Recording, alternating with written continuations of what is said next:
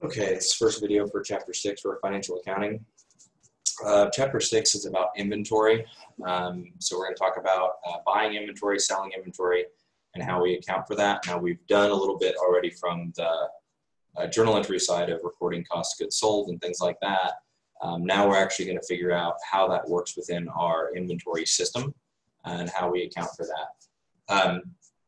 So there's three inventory methods. There's FIFO, which stands for first in, first out. There's LIFO, which stands for last in, first out, and then there's weighted average. Now, those are the three overall methods. And then within, those are the three options on what you can use to account for it. And then you can use either a perpetual inventory system or a periodic inventory system.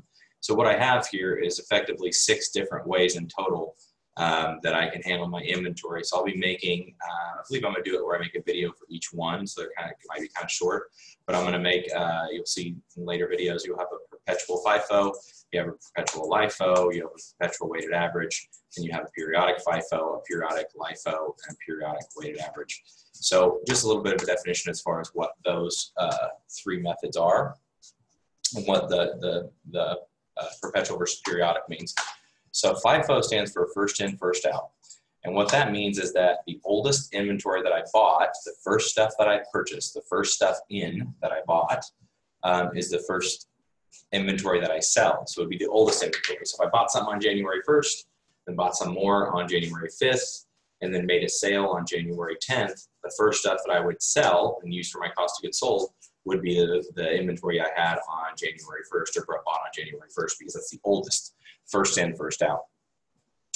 LIFO stands for last in, first out, and LIFO, kind of, again, exactly like it sounds, the last ones that I bought are the first ones that I sell. So again, if I do the same thing, if I bought some on January 1st, and I bought some more on January 6th, and then I made a sale on January 10th, the sale would come from the inventory on January 6th, not from January 1st, because they're the last ones I bought.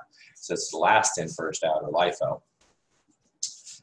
Specific identification, I don't go into much detail on, because what that means is that you have like barcoded, like individual, every single item has a code to it somehow, so you can track it.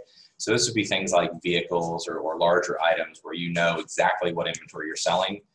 Not where you have bulk items where you don't really barcode every single thing and know exactly which one you're doing. Although you could do that in this day and age of technology, you could barcode everything and specifically identify what you paid for each and every one. So every time you made a sale, you used the specific identification of what you sold to find what your cost of goods sold is.